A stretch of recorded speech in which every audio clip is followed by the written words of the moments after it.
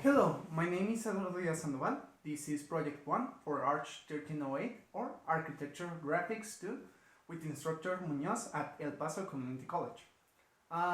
Today I'll be talking to you about why creating tonal values is important for drawings in general and especially architecture drawings.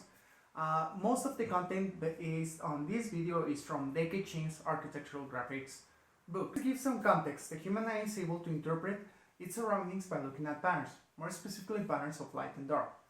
This is where that contrast becomes important, as it can help us see contours, edges, space, depth, shadows, etc.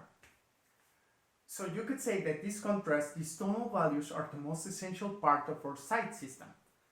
This is why they are important to drawings and architectural drawings, as they can help us communicate our ideas through the drawings. They can bring them a lot more definition. For example, here is a drawing made by comic book artist Jim Lee, where you can see he uses different techniques for creating tonal values, and you can see how much alive his drawings have thanks to this technique. Yes, before we get to the basic techniques on creating tonal values, we have to first understand the law of simultaneous contrast. To explain this, let's change angles. Hey guys, so the law of simultaneous contrast basically is how one color changes when it is next to another color. Like for example, here we have the orange and the red. Here you can see that the red kind of seems like the deeper color, the one that has most, that is darker. While if I change this page for this one, now the orange is the darkest color, while the yellow is the lighter color. This is how we are going to be able to use tonal values to create kind of a sense from lighter to darker, with our whites or grays and finally our blacks. So yeah, that's basically it. Guys, before we get to the basic techniques, just some tips. Don't face out the white of the page when going to darkest value. Don't completely destroy the white. That's the reference to the rest of the values. Please also don't change line weights. That's something you can do from what I got from my research, but when you already know what you're doing, because if you start changing line weights, you'll lose the main point, which is the more lines or the more dots make the darkest value, not that the darkest line weight makes the darkest value. And well, yeah, that's basically it. Let's change angles again. Our first technique is hatching. Hatching has the characteristics that it can be with pen or pencil, short or long strokes, freehand or ruled. Lines have to go mostly in the same direction, and the direction of hatching can follow the figure contour. Direction usually is a diagonal manner. How we're demonstrating all of these techniques are basically imagining where the sun light will hit less on the figures. The parts where it would hit less would be the parts with the darkest values. As you can see, the face that will have the darkest value, that's where I'm putting the most lines and the less space between them.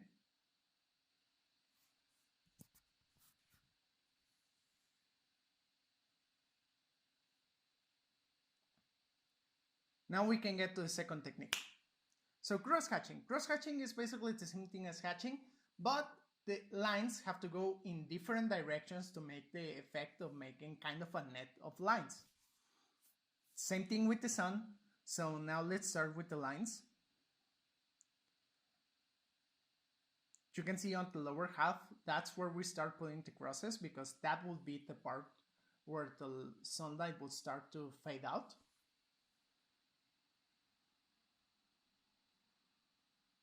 Due to the technicality of this method, you could say it makes a more mechanical and sterile feeling. It is also regularly combined with hatching, so hatching can make the lighter value, but due to demonstration purposes, I'm only sticking with cross-hatching on this part. Now let's change techniques again. So scribbling. Scribbling is basically making doodles. It can be with pencil or pen, freehand or ruled, but preferably freehand. There isn't really that much of a point in doing it ruled. As I said, once again, it's more of a random network of lines, that actual lines that need specific directions and everything like that. It's also the fastest method of all four.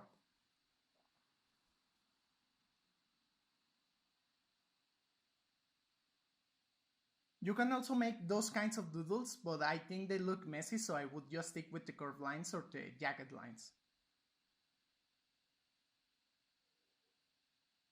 So now let's get ready for the 4 methods. Stippling. Stippling is the slowest method. It's the most different one also because instead of lines, you're only doing dots. It can be with pencil or pen, but preferably you would do it with pen. You start by doing the lightest value. That means placing the dots on what you would think would be the lighter value on the figure. Then you can start adding as it gets a darker value.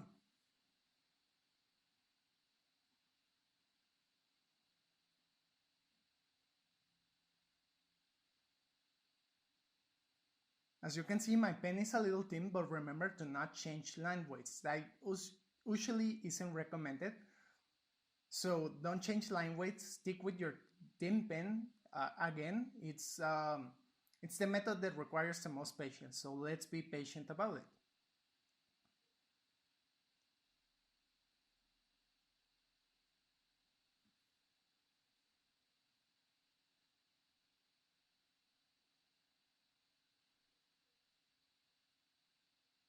The final product should have more dots, but yeah.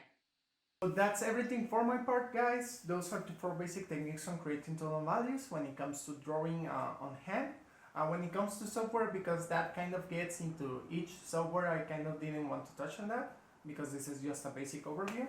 I'll leave some links below with other videos that I used to make this one, where they also explain these 4 basic techniques and also the law of simultaneous contrast. So yeah, my main source, Architectural Graphics 2 with D.K Ching. Thank you guys, hope you have a good one.